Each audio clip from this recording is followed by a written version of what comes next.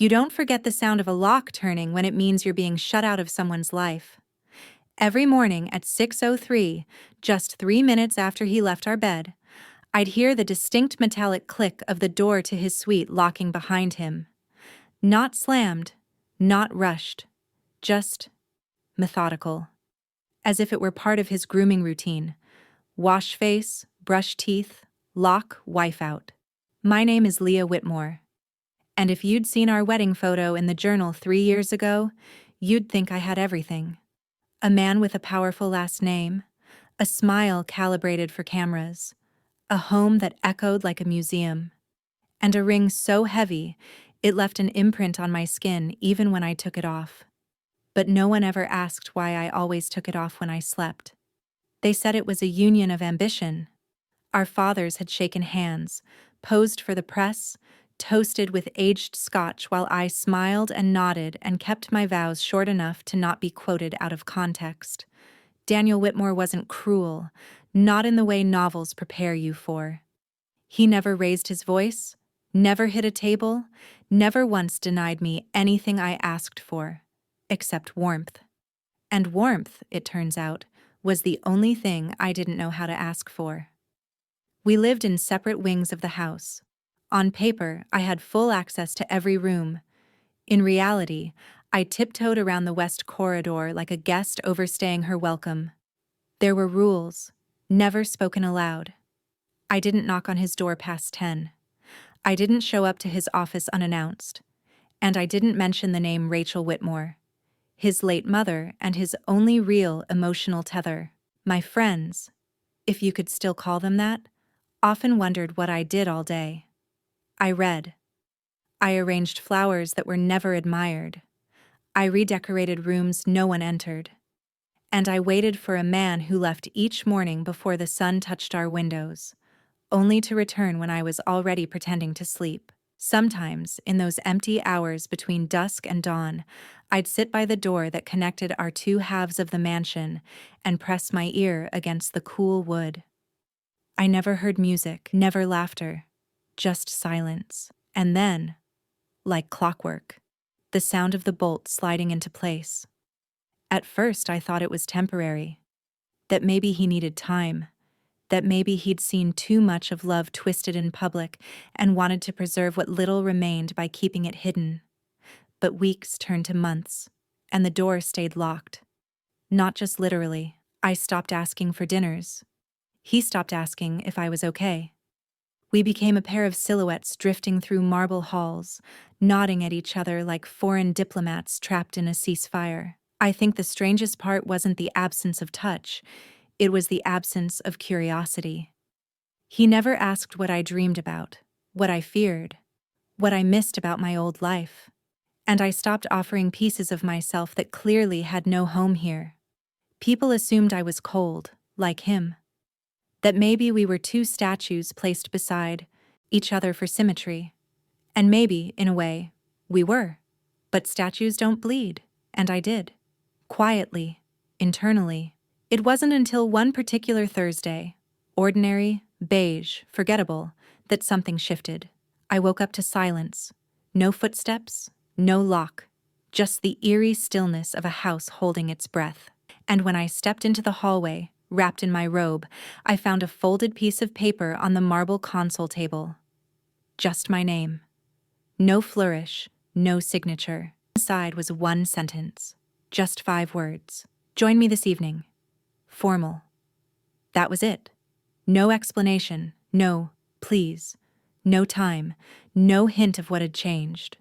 But something had. And I would soon learn that sometimes the click of a lock turning isn't the end. It's the beginning of a door creaking open, just wide enough to let light in, even if it blinds you at first. The dress code said formal. The silence that followed said, don't ask questions. It had been nearly 7 months since I'd been asked to accompany Daniel anywhere, let alone into the world he truly lived in. Sharp suits, filtered lighting, conversations coded in power plays.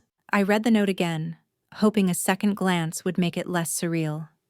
It didn't. I considered not going. That simple. Just ignore it. toss it in the fireplace, and continue my evening in the company of books and wine and quiet resentment. But something in me, maybe foolish curiosity, maybe starved hope, chose otherwise. By 6, I was staring at my closet like it was a museum of someone else's life. Most of my gowns had only known flashbulbs and shallow compliments. Nothing personal ever lived in them. Tonight, I chose black. Not for elegance, but for armor. When I entered the foyer, he was already waiting. Daniel stood at the base of the staircase, adjusting his cufflinks, not looking up. He was always composed, but that night he looked curated, as though whatever we were about to walk into needed him at his most impenetrable. He finally glanced up. "You're ready." It wasn't a question. It was an assessment. One I apparently passed. We drove in silence. The car's leather seats felt colder than usual, or maybe it was just the distance between us that made them feel wider. Daniel didn't speak, didn't explain. His hands rested perfectly still in his lap, betraying none of the tension I could feel pressing into my ribs. The venue was a private estate, one of those colonial giants just outside DC, the kind with too many chandeliers and not enough soul. As we stepped into the atrium, we were greeted by a soft buzz of conversation, polished laughter, and the scent of vintage bourbon. It felt like entering a theater mid-performance. People turned, some with recognition, some with calculation, and a few with thinly veiled surprise. Apparently, the ghost wife had returned. "Leah," Daniel said under his breath, "stay close, but don't cling. Speak when spoken to. Smile when necessary." I nodded. The instructions were nothing new. But they stung a little more after being invisible for so long. A man approached. Gray hair, perfect teeth, handshake like a vice. "Daniel, and this must be your lovely Leah. It's been a while." I smiled as rehearsed. My cheeks hurt already. As the evening unfolded, I watched my husband move through the crowd like a conductor, guiding tone, controlling rhythm. Every handshake, every glance, every micro-interaction was calculated. There was power in his restraint, charm in his brevity. And for the first time, I saw what others saw in him. Not love, but gravity. Still, something was different. He introduced me, by name, not title. He didn't correct me when I offered opinions in polite conversation. He even poured me a second glass of wine himself, all gestures small enough to miss if you weren't paying attention. But I noticed. And it scared me. Because Daniel didn't change without a reason. Later in the evening, I slipped out onto the back terrace, craving air. The garden stretched into shadows, trimmed and perfect and cold. Just like us. I heard the glass door slide behind me.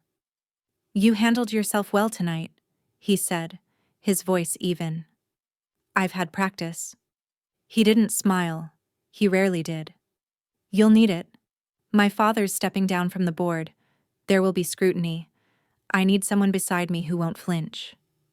"Beside you," I echoed. "As in, seen?" He nodded once. And there it was.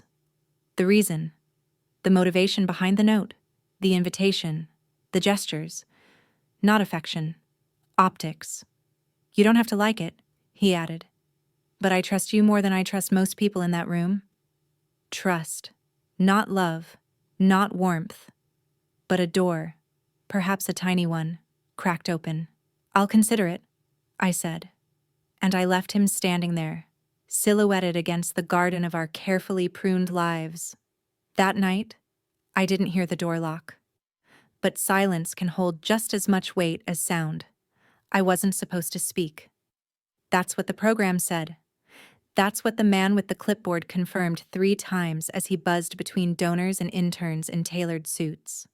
But halfway through the evening, Daniel leaned toward me during dinner, wine glass in hand, his voice just above the hum of string quartet music. "They want someone personal to close the evening. You'll do." I blinked. "Excuse me?" He didn't look at me. 3 minutes, 5 max. Say something dignified, relatable. They trust you. It wasn't a compliment, it was a transaction. And yet, somewhere inside me, a part that had long been still stirred awake. A few minutes later, I was being ushered behind a velvet curtain. The host's voice floated across the hall, wrapping up a long-winded toast about unity and values. My palms were damp. My mind raced. I hadn't spoken in public in years, not since graduate school, not since my last name. Changed, and so did my role, from speaker to shadow. The event staff handed me a mic. I caught my reflection in the mirror beside the stage, dark dress, calm eyes, posture poised from years of practice. I looked like a wife. I wanted to sound like a woman. The lights hit me as I stepped onto the platform. Dozens of eyes turned, some polite, some curious, a few skeptically amused. Daniel sat in the front row, one leg crossed over the other, face unreadable. I took a breath and began. When I married into this world, I said slowly, I thought I understood what partnership meant. I thought it looked like a ledger, like two names on a shared invitation, a seat next to each other at a table, a few chuckles, polite, cautious. I was wrong. True partnership, whether in marriage, politics, or public service, doesn't start with agreement. It starts with discomfort, with honesty, with the courage to look at someone and say, I don't understand you, but I want to try. A quiet settled over the room, not the bored kind, the listening kind. I've spent years walking beside a man whose world I didn't build, but have come to believe in, and maybe I have something to offer to it. Not because I share his politics or his strategies, but because I understand what it means to endure, to watch, to wait, to stay. My voice didn't shake. It surprised me. I don't come from power. I wasn't raised for it. But I know what it means to protect it. For the right reasons. When I finished, there was a beat of silence. Then applause. Not thunderous, but real. Daniel didn't stand. But he didn't look away either. And in that look, just for a flicker, there was something I hadn't seen before. Recognition. Not of what I'd said, but of me. After the speech, people came up to me. A woman with silver hair thanked me for speaking, from a place no one ever talks about. A young aide asked if I'd consider mentoring. Someone else said I should write a book. I smiled, gracious, present. But inside, I was floating. Back at our table, Daniel poured me another glass of wine. You handled that well, he said. You sound surprised. I'm not. I turned to him. Then why now? He swirled the wine. You said something true, and they believed it. That's rare in our world. Did you believe it? I asked. He didn't answer, but he didn't change the subject either. Later that night, I caught my reflection again. In the window of the car, in the soft blur of city lights. I didn't look different, but I felt taller. Not in height, in presence. For the first time in years, I wasn't standing beside someone powerful. I was standing in front of something real. And maybe, just maybe, this was the beginning of my story. Not just his. I didn't expect anything to change. That's the truth. When the applause faded and the lights dimmed, I expected everything to slip back into place, back to the careful choreography of our life. A nod, a smile, a car ride home in silence, a locked door between us, same as always. But that night, something did change. It wasn't a grand gesture. It was a look, and it lingered. We had just exited the ballroom, our coats already draped over our arms, when I felt it. The weight of his gaze. Daniel wasn't talking to the aides trailing behind us. He wasn't checking his phone. He wasn't looking at the next event on the calendar. He was looking at me. Not through me. Not past me. At me. I paused under the archway, pretending to adjust my scarf. But really, I was buying time. My breath caught in my throat. His stare wasn't sharp like it used to be. Clinical. Efficient. It was softer now. Almost Curious. You surprised them, he finally said. I surprised you, I answered, not as a question. He nodded once. Maybe I underestimated you. I wanted to say, you didn't even try to estimate me in the first place, but I held it back. Not out of fear, out of clarity. That would have been the old version of me, reactive, wounded. Tonight, I didn't want to fight. I wanted to see where this could go. We rode home in silence, not cold, not warm, just silent. The kind of silence that holds breath, not boredom. At the red light near our street, I glanced sideways. His hand was resting near the gear shift, loose but restless. I noticed then, his wedding ring, long absent, was back on his finger. I blinked. Had it always been there? Had I just stopped looking? At home, he didn't go straight upstairs like usual. Instead, he poured himself a drink in the kitchen. Just one. No second glass. No offer for me. He leaned against the counter, watching the ice melt slowly in the amber. You said you didn't come from power, he murmured. I turned to him, unsure if it was a prompt or a memory. You still believe that? I swallowed. I said it because it was true. He looked up, and there it was again. That look. But this time, I didn't look away. I think, he said slowly, that kind of truth makes you dangerous. To who? I asked. To people who live in mirrors. I didn't know what he meant. Not fully. But the way he said it sent something down my spine, not fear, but something sharper, like knowing a curtain had shifted in a room you thought was empty. He didn't say goodnight. He didn't kiss my cheek or touch my hand. But he didn't lock his bedroom door. I heard it. The absence of the sound, the soft click that had become my morning alarm. It didn't come. And the silence that followed? It felt like an open window. That night, I didn't sleep easily. My body was still humming from everything that had shifted. And yet, I lay in bed not with tension, but with something unfamiliar. Anticipation. A door not locked was not the same as a door opened, but it was more than I'd had before. And in Daniel's look, sharp as glass, soft as dusk, I saw the beginning of a question neither of us had ever dared to ask. Who are we? When we stop pretending this isn't a marriage, it wasn't a date. At least, that's what I told myself. He was just a senior advisor, a longtime strategist for the party, well-respected, polished, sharp. His name was Evan Price, and he had invited me to dinner with the kind of effortless charm that made it hard to say no without sounding rude. Just dinner, he had said, to talk ideas. You're too eloquent to stay in the background. And maybe I was curious what it felt like to not be background anymore. We met at a quiet French place tucked inside an old building downtown. Dim lighting, white linen, wine bottles lining the walls like trophies from another life. Evan stood when I entered, pulling out my chair with an ease that made me feel seen. Not useful, not decorative, just present. He didn't comment on my dress, but I noticed his eyes pause when he looked at me. I hadn't worn anything new, but I had styled my hair differently. Lip color instead of bare lips. A touch of effort. Not for him, I had told myself. But now, under his attentive gaze, I wasn't so sure. We spoke of policies, speeches, campaign gaps. He complimented the phrasing I'd used in my speech the other night.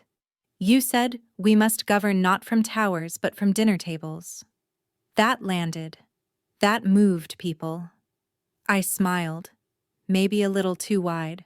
Most of my ideas come from waiting to be invited to the tower, I said. He leaned in. Maybe the tower isn't worth waiting for. It wasn't flirtation in the obvious sense, but something was being offered, and I felt myself leaning toward it.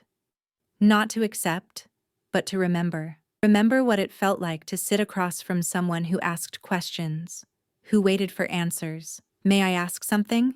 He said. I nodded. Are you happy? The question hit me like a quiet gust, Not because it was bold, but because no one had asked it in years. Maybe I'd forgotten to ask myself. I'm adjusting, I said. He nodded, no judgment in his face, just understanding. And then the music changed. Just a subtle shift to something softer, older. Evan looked toward the corner of the room. A couple was slow dancing near the bar. No spotlight. Just two people making space for each other. You ever dance? He asked, almost teasing.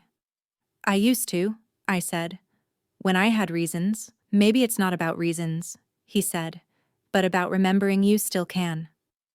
I laughed lightly, but I didn't move. Instead, I reached for my water glass, hands steadier than I expected, and asked him about his time working in the Midwest. We drifted back to neutral ground, though the air between us had changed. The check came. He insisted. I didn't argue.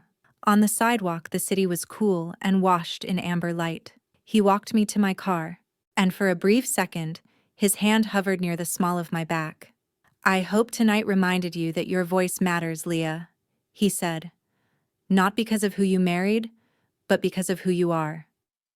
I wanted to say thank you. I wanted to say goodnight. I wanted to say something simple. But instead, I said, I forgot how good it felt to be spoken to like a person. He smiled, not smugly, not triumphantly, just kindly, then stepped back. And that was it. No kiss, no scandal, no betrayal. Just a door opened, a window cracked, a mirror held up to the part of me I thought had gone numb. That night, I drove home slowly. My heart wasn't racing, but it wasn't asleep either. I parked outside the house longer than usual, watching the warm lights in the hallway flicker behind drawn curtains. Inside, Daniel's door was closed. Not locked, but closed. For the first time, I didn't feel locked out. But I wasn't sure I wanted to go in. I had barely taken my coat off when I heard the knock at my study door. Not the front door. He had his own key. He always had his own way of coming and going without notice, without apology. I turned slowly. The room was dim, the only light coming from the brass lamp on my desk. I hadn't expected company. Especially not him. Daniel stood in the doorway, one hand resting casually on the frame. He wasn't in a suit for once. His shirt sleeves were rolled up, tie gone, collar open. If it hadn't been for the storm in his eyes, I might have thought this was a version of him I'd never met. Evan Price, he said. It wasn't a question. I felt my shoulders straighten instinctively. Yes, I answered calmly. He asked me to dinner. We discussed the campaign. Daniel nodded, stepping into the room. Not pacing, not confrontational. Just circling. Like a man reading a room for weaknesses. He's known to be persuasive, he said, eyeing the half-finished cup of tea on my side table. Charming even. I noticed, I said. His gaze flicked to mine, quick, sharp. Like the snap of a wire pulled too tight. Did you enjoy yourself? He asked. I hesitated. Not because I didn't know the answer, but because I wasn't sure why he was asking. Yes, I said finally. I did. He gave a slow, deliberate nod, then sat down, right in the armchair across from me. The one no one ever used. The one I used to pretend he might someday choose. You're glowing, he said. Not accusing, not sarcastic, just observant. I looked at him. Really looked. There was tension around his mouth. Something clenched just beneath his composure. His eyes didn't move from mine. I didn't realize, he continued, how long it's been since I've seen you.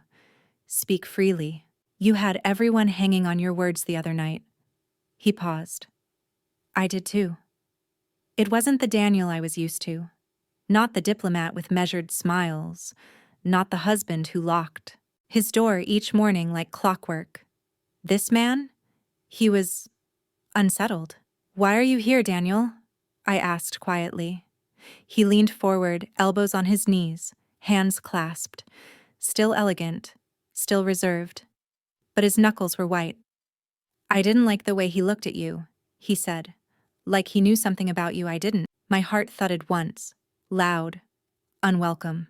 Maybe he does, I said, softer than I meant to. He looked at me then, not with power, not with control, but with something raw, something almost painful. I don't know what you want from me, Leah, he said. But tonight I realized I don't want to find out I want something, only after someone else sees it first. Silence fell heavy between us. There it was. Not quite an admission, not yet an apology, but something fragile enough to be real. I didn't do anything wrong, I said. I know, he replied immediately. I studied him, his posture, his breath, the way his fingers flexed against each other. You've never looked at me like this before, I said. He didn't deny it. He stood up slowly, smoothing the front of his shirt. His voice was quieter now. Maybe that's the problem. And then, without another word, he left the room. But not before he stopped at the threshold, turned back, and looked at me one last time. Not as a politician, not as a husband, but as a man who had just realized he wasn't the only one at the table anymore. And for the first time, he didn't lock his door. The first time he did it, I thought I was dreaming. A soft knock, the smell of fresh coffee, and then the quiet creak of the study door opening. Daniel placed a mug on my desk. My mug. The one with the faint chip near the handle, the one only I used. He didn't say a word, just a nod. Then he left. I stared at the cup like it was a foreign object. It was warm. It was real. And yet, something about it felt off. The second morning, it happened again. Same mug. Same silence. This time, I caught a glimpse of him through the hallway mirror, already dressed, tie precise, posture perfect. He had poured himself a cup too, but it sat untouched on the kitchen counter, steam curling, ceramic cooling, waiting for a sip that never came. That became our new ritual. He brought the coffee. I drank mine. He never touched his. At first, I wanted to believe that this was his way of trying, that maybe, finally, the walls were cracking. But then one morning, I came down earlier than usual and saw him, standing at the sink, back turned, pouring 2 cups. He looked up, startled when I entered. Couldn't sleep, I said. He smiled politely. Early start today? He handed me my cup, held his own. We stood in awkward silence for a moment. Then the doorbell rang. His car was here. Without drinking, he placed his cup next to the fruit bowl and walked out. I stayed behind, stared at the full, steaming cup, and realized he never intended to drink it. It wasn't coffee, it was a performance, a gesture rehearsed for an audience of one, me. That day, I didn't touch mine either. Instead, I let it sit beside his, cooling, silent, symbolic. 2 cups. Neither touched, both pretending. Later that evening, he asked me how my day was. We were in the living room, separate ends of the couch, the television humming something neither of us were watching. I turned toward him, studying the lines of his face. Busy, I said. I met with the outreach team. We're expanding into Richmond. He nodded like he cared. Maybe he did. Maybe he didn't. And just as I was about to speak again, he said, I ordered your favorite tea. The one from Vermont. I blinked. We hadn't spoken about tea in months. He noticed my silence and added, I remembered. From that morning on the balcony, I wanted to say thank you. I wanted to say why now. Instead, I said, you should drink the coffee sometime. He looked at me, confused. The one you make every morning, I said. You don't touch it. His mouth opened, then closed. For once, he didn't have a prepared answer. That night, the cup sat empty in the sink. But the next morning, when I came down, only 1 cup was there. Mine. Still warm. Still waiting. And on the other side of the kitchen, his mug had moved. Just a little, but enough to know he drank it. Or at least, he tried. It was his birthday. I had circled the date in my planner months before. Not that he ever mentioned it. Daniel was never one for celebrations. No cakes, no gifts, no guests. But that year, I wanted to try. I told myself it wasn't about romance. It wasn't about hope. It was about dignity. About giving something of myself in a house where I'd long since become invisible. I spent the morning picking out his favorite things. A book on Cold War strategy, a bottle of rye whiskey aged 12 years, a navy tie he once glanced at in a catalog. And then, because some foolish, stubborn part of me still believed in possibility, I made myself presentable. Not glamorous, not seductive, just soft. A silk blouse, hair down, no lipstick. I waited until after dinner when the house had gone quiet. He was in the study, reading. I could see the flicker of light from under the door. I knocked once. No answer. Twice. Finally, he said, "Come in." I stepped inside, holding the small wrapped box. He looked up. For a moment, I thought he might smile. Instead, he set his pen down and leaned back in his chair. "I didn't ask for anything," he said flatly. "I know," I replied, placing the box on his desk. "But you deserve something anyway." He didn't reach for it, didn't thank me, just stared. I continued, my voice thinner than I'd intended. "Maybe we could have a drink. Just one.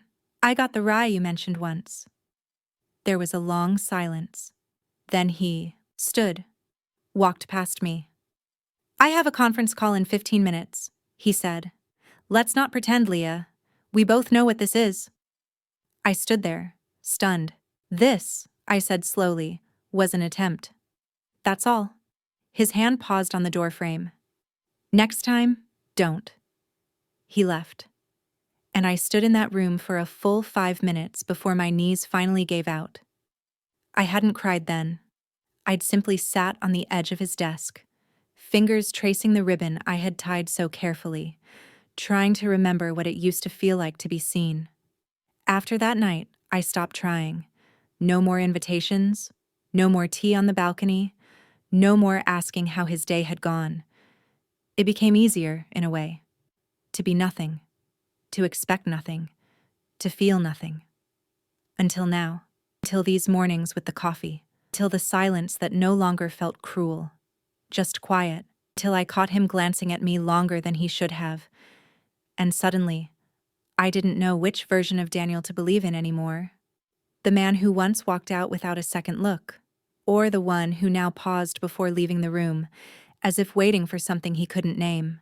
That night, I took out the tie from that birthday, still wrapped, still untouched. I laid it across my lap and stared at it for a long time. And in the quiet of our bedroom, I whispered, not to him, not even to myself, but to the space between us. "Do you even remember?" There was no answer. Only the soft, familiar click of his door locking across the hall. I wasn't supposed to be in his office, but the folder had been left out. Half open, pages spilling across the edge of the desk like a trail begging to be followed. We were preparing for the summit in Charleston. His chief of staff had called in sick, and Daniel, in his usual fashion, said nothing. Just slid the folder in my direction during breakfast with a quiet, "You'll manage this." No smile, no instructions, just that steady gaze again. The one that lingered lately. I waited until he left for his call, then brought the folder to my desk. It was thick, dense with position papers and briefing notes. And then, near the bottom, I found it. An unlabeled document, printed single-sided on thick linen paper. The font was slightly different. It wasn't typed by his assistant. I almost passed it over, until I saw my name. Not just once. It was in the title. The Role of Partnership. Remarks prepared for Senator Daniel Hargrave. My breath hitched. I read it again, slower. And then I read the whole page. It wasn't long. A draft clearly. Unfinished. But each line landed with the weight of something I never imagined he'd say. In politics, we often praise the concept of strong alliances, but I've learned that true partnership doesn't come from agreement. It comes from presence, from quiet consistency. And in that, I have learned the most, not from my colleagues, but from my wife. I stopped, stared at that line so long it blurred. My wife, my presence. I read on. He had written about strength not always being loud, about value not measured by headlines or handshakes. He had written about me, in public, in a speech that, as far as I knew, no one had asked for. It wasn't flattery. It wasn't romantic. It was respect. The kind of respect I'd craved for years and given up on finding. I placed the page back in the folder, but not at the bottom. I tucked it between the policy briefings on trade and agriculture, just enough to know it wouldn't get lost again. When Daniel returned, he didn't look at the folder. He just glanced at the untouched coffee I'd left him, then at me. And for once, I didn't break eye contact. "What?" he asked after a pause. "Nothing," I said, almost smiling. "Just curious what you'll say in Charleston." He narrowed his eyes, and for a moment I thought he knew, but he only nodded and walked away. That night, I didn't sleep. Not from anger or hope, but because something in me had started shifting, something I didn't know how to name. It wasn't forgiveness. Not yet. But maybe, just maybe, it was the first page of something else. Not a speech, a question. And I wasn't sure either of us was ready to answer it. I don't know why I flipped the page. Maybe because I didn't want it to end. Whatever that moment had been, holding his words in my hands like something fragile and unfinished. The back of the paper was blank at first glance, but then I noticed the ink, faint, not typed. A single sentence, handwritten in the bottom right corner, off-center, almost shy. "If I asked you, what would you say?" That was it. No punctuation, no name. But I knew it was for me. I sat back slowly, the paper still in my hand, my fingers beginning to tremble in a way I hadn't felt in years. Not from fear, not from shock, but from something far more dangerous. Possibility. It was the first time Daniel had ever asked me anything that wasn't transactional. Not an itinerary, not a schedule, not a task. Just a question. And the worst part was, I didn't know how to answer. What would I say? That I used to wait for him to come home with even a flicker of warmth in his voice? That I memorized the way his cufflinks clicked when he dressed in the morning, because it was the only sound I had to remember him by? That I used to bake him his favorite pie in the early days, even though he never took a single bite? That I had stopped asking myself what I wanted, because I thought marriage meant forfeiting that luxury? I looked at that sentence again. If I asked you? It wasn't a question about love. It was more dangerous than that. It was a question about choice. If he asked me, truly asked, not as the senator, not as the man keeping our marriage afloat for votes, but as the man who now wrote speeches in secret with my name inside, them, would I stay? Would I choose this? Would I choose him? I placed the page back carefully, exactly how I found it. Even folded the corner where the ink had bled a little. Then I went outside. The air was cool. The kind that cuts through layers and reminds you you're alive. Daniel was on the back patio, alone, glass of something dark in his hand, but untouched. His sleeves were rolled up. That surprised me more than anything. He didn't look at me.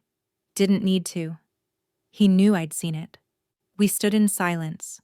Two people who had slept beside each other for years without ever sharing a dream. Finally, he spoke. "I didn't mean for you to see that." I nodded. "I know." Another pause. "I was going to ask you in Charleston." I turned toward him. "And now?" He finally met my eyes, and for once he looked uncertain. Not vulnerable, but real. "That depends." "On what?" He exhaled. "On whether your answer would be different if I asked in front of 1,000 people, or just here." I didn't reply, because I didn't know, because part of me hated him for making me wonder, but another part, the part I'd buried so long ago, Wanted to believe he wouldn't have written that line if he didn't mean it. I don't have an answer yet, I said finally. He nodded once, slowly. That's more than I expected. And with that, he stood, walked inside, and left the door open behind him. For the first time. The folder was tucked beneath a stack of event briefs and campaign printouts. I wasn't looking for anything. I was just sorting through the clutter in Daniel's office while he was away in Charleston, preparing for the biggest speech of his re-election campaign. There was nothing suspicious about the folder.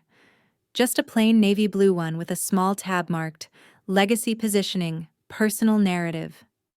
It sounded like PR jargon, something I'd grown used to ignoring until I saw my name.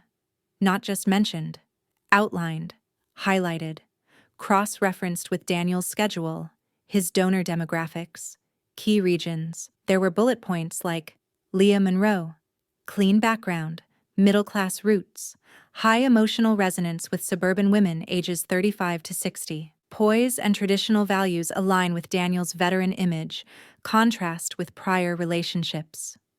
Uncontroversial, easy to control public narrative. And there it was, underlined. Ideal spouse candidate for soft launch strategy. Recommend quiet engagement followed by formal wedding 3 to 5 months before campaign. My wedding. My life.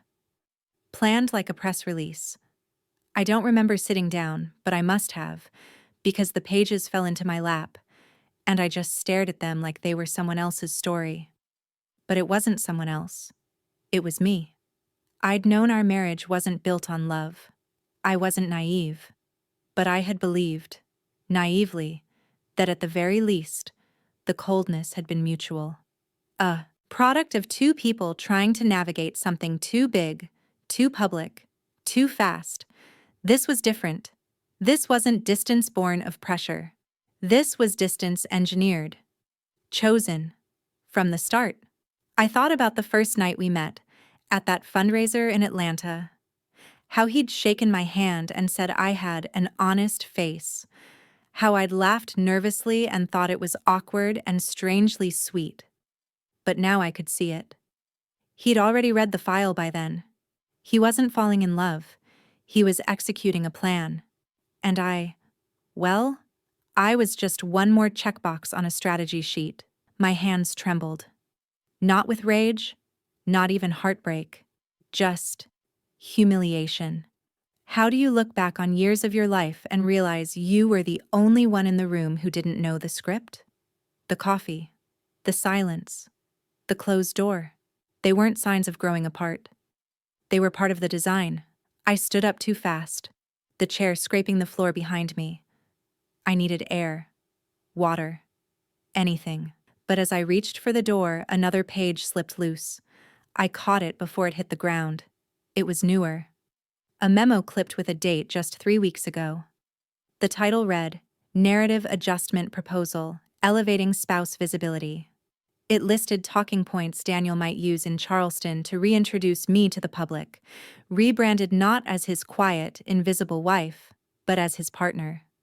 There was a mock quote. I was lucky enough to marry someone who didn't need the spotlight but shines every time she speaks. My speech. The one I gave 2 weeks ago. He had watched. He had used it. Or worse, he had been moved by it. And that's what made everything more confusing. Because now I didn't know which part of him was real. The man who wrote I should be easy to control, or the one who stayed up late reworking his campaign to include me. I closed the folder and slid it back. Not because I forgave him, not because I wanted to pretend I hadn't seen it, but because I knew. Tomorrow in Charleston, I'd hear him say those words aloud. And I wanted to see if he could look me in the eye when he did. The room was quiet. Not the kind of quiet that follows an argument. The kind that comes before one. I stood at the vanity, hands resting lightly on the edge, staring at the reflection I had carefully assembled. Simple dress, soft lipstick, hair pinned back just enough. Daniel was in Charleston, hours from his keynote speech. And I had no intention of being there. The ring on my finger felt heavier than it ever had, not because of its weight, but because of everything it now symbolized. A contract. A choice I hadn't truly made. I slid it off. Not dramatically. No trembling hands. Just a clean, final motion. I placed it gently on the envelope I had written the night before. I hadn't crossed anything out. Hadn't rewritten a word. It was only one sentence. I was here. No explanation. No accusations. Just truth. Because for 3 years I had been here. In this house. In this life. In this marriage. Present. Waiting. Hoping. And none of it had mattered. Not really. Because Daniel had built this life on perception, not partnership. I wasn't angry anymore. I'd been angry. I'd been confused. But standing there, I felt whole. Not healed. Not yet. But whole enough to walk away with dignity. I took one last look at the room. The pressed suits lined in perfect order. The unread books I'd left on his nightstand. The coffee mug I'd once broken and glued back together before he noticed. And then I left. No suitcase. No tears. Just my keys in one hand and the other on the door handle. Steady. The hallway felt longer than usual, like the house was stretching itself, trying to convince me to turn around. But I didn't. The front door opened with a soft creak. Morning light spilled in, golden and cool. I paused for a breath, as if stepping into something new required permission from the air itself. Then I stepped out and pulled the door shut behind me. No note on the mirror, no dramatic voicemail, just a ring and a sentence. I was here. Let him figure out what that meant. Let him wonder if I had been real, if the woman he spoke about in his planned speech ever existed beyond the talking points and curated gestures. Let him think about the mornings I waited for him to say anything. Let him remember the silence he chose instead. I walked to the sidewalk and didn't look back. I didn't need to. Because for the first time in years, I wasn't trying to be seen. I was choosing to be gone. I didn't watch the press conference live. But my phone wouldn't stop buzzing. Missed calls, messages, news alerts. Senator Whitmore cancels re-election bid effective immediately. No explanation from campaign. Full statement expected. Shock withdrawal days before South Carolina rally. I turned the phone face down. I didn't need to see it. I already knew. Because I knew Daniel. Underneath the image. Underneath the discipline.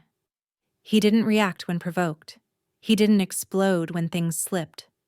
But when he lost something that mattered, really mattered, he stopped. He withdrew. And that was louder than any outburst could ever be. They said he missed the fundraiser dinner, the following morning's briefing, the next 3 interviews. For a man whose calendar used to be timed to the minute, silence became his press strategy. And I imagined the questions piling up in the campaign headquarters. Was he sick? Was it scandal? Was he sabotaging himself? They wouldn't know it had nothing to do with politics. And everything to do with a single ring left on a mahogany desk. I hadn't asked him to stop running. I hadn't asked him to notice. But something in that one sentence, I was here, must have shattered something he didn't know could break.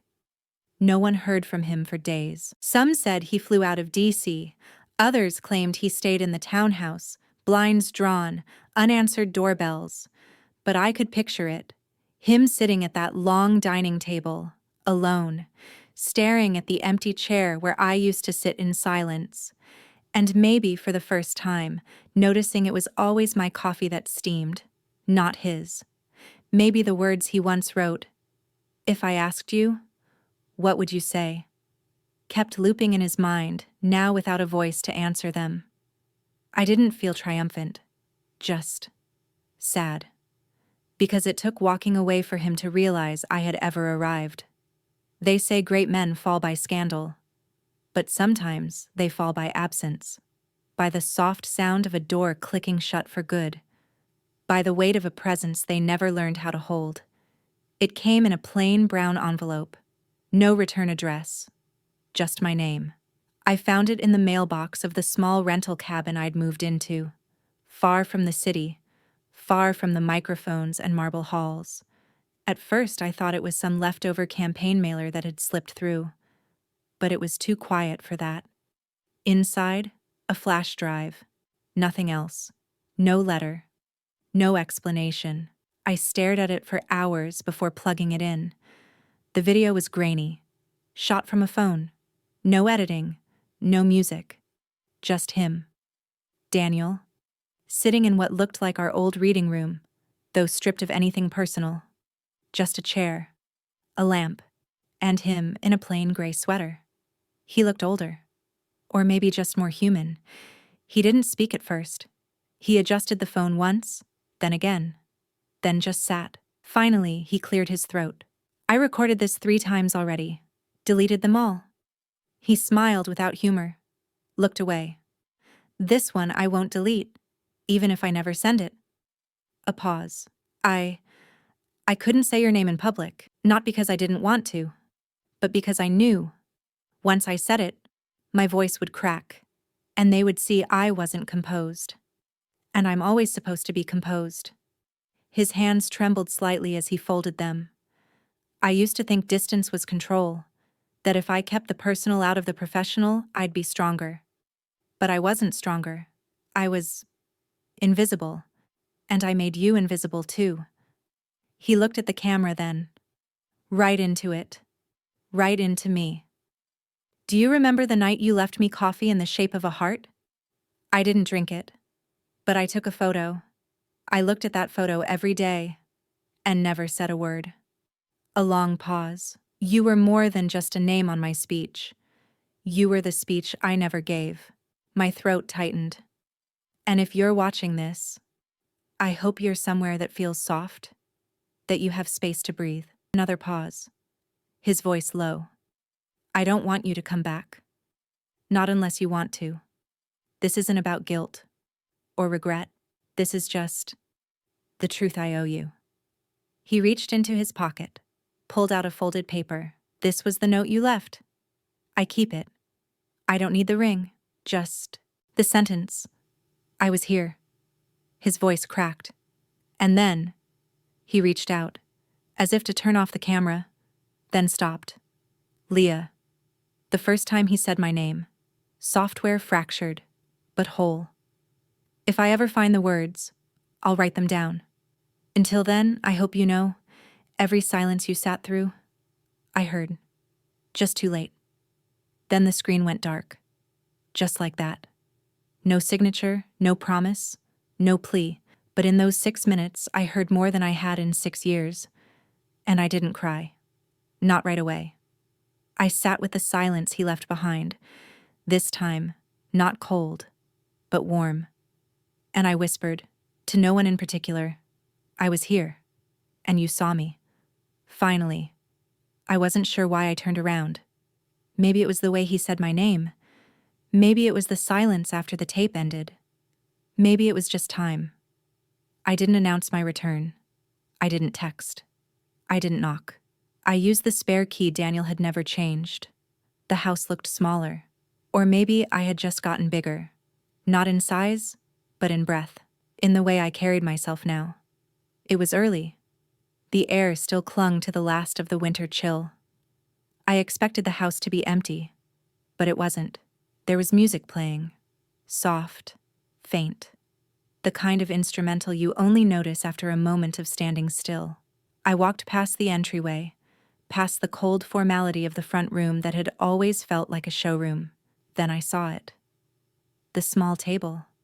Not the long, polished one they used for entertaining donors. Not the glass-top conference-like slab in the sunroom. A round wooden table I had bought from a thrift store, back when we first moved in. It had been shoved into storage when the decor team decided it didn't match the aesthetic. But there it was now, centered in the kitchen, lit by the gentle spill of morning light. 2 chairs, 2 mugs, steam rising from both. Real coffee. Mine had milk and a pinch of cinnamon, just the way I used to make it when I thought he wasn't watching. His sat black, untouched. He was sitting there, waiting. No suit, just a flannel shirt.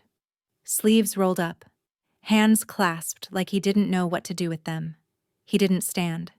He just looked up, eyes unsure, like a man hoping a ghost might be real. I stepped forward. No words. He gestured to the chair across from him. I sat. The silence wasn't awkward. It was earned. He lifted his mug first, took a small sip. Not for show, not for politics. Then he smiled. A little. This time, I made sure I drank it. I held the cup. Let the warmth settle between my fingers. You remembered the cinnamon? I said. He nodded. I always did. We sat like that. Two people who had spent years together and yet never truly met. Until they had walked away. He reached into his pocket again. Not with a ring, but a napkin. He slid it across the table. It had one sentence. This table only works with two. I looked up at him. This time, he said, there's no campaign. No cameras, no locked doors. I could feel it. The honesty. The fragility of someone finally willing to lose if it meant being seen. I traced the rim of my cup. The silence between us wasn't empty anymore. It was full of everything we hadn't dared say, and somewhere between the steam and the soft music and that stupid old table, I felt something I hadn't felt in years. Safe. I didn't say yes. I didn't say no. I stayed. And that was more than enough for now. He didn't push the folder toward me. He just set it on the table beside my cup, quiet, unassuming, like an invitation that didn't beg for an answer. It wasn't stamped with a government seal. No press logo, no legal header, just a plain folder. Inside were papers, some typed, some handwritten. At first, I didn't want to look. Not because I feared what was in them, but because I feared what it might mean if I did. But I opened it anyway. The first page was a letter. From him. No grand declarations, no apologies carved in gold. Just a few sentences. Honest ones. I built a life out of strategy. But with you, I want something unscripted. I don't know what that looks like yet. I just know it starts with this. Beneath it were documents. Not about policy, not about speeches. Personal ones. He'd updated his emergency contact. It was me again. He'd rewritten his will, removing the parts his advisors once urged him to insert. He had filled out forms for joint ownership of the house, not for appearance, but for presence. He even enclosed his old journal, pages worn, corners bent. The last entry was a single line. If she ever reads this, I hope she knows the door's unlocked now. My hand stilled at that, and then I saw it. The final item. A pen. Not expensive, not flashy. Just his. But what mattered wasn't the pen. It was how he'd placed it, angled toward me, as if to say, it's your turn now. I looked up at him. He didn't speak. He didn't need to. His eyes were steady, no longer rehearsing a speech, no longer waiting for a cue. They were just waiting. For me. Not to forgive, not to forget, just to decide. I didn't pick up the pen. Not yet. Instead, I reached for the folder again, closed it gently, and pressed my palm against the top, like sealing a chapter, not ending it. Then I slid the pen back, not toward him, not away, just to the center of the table. Let's write it together, I said. His breath caught, barely noticeable, but I heard it. He nodded. Outside, the city moved like it always had. Fast, loud, unapologetic. But in that kitchen, time slowed. And for the first time, in a long time, we weren't performing. We weren't trapped. We were just two people, with a pen between us, and a story, still unwritten.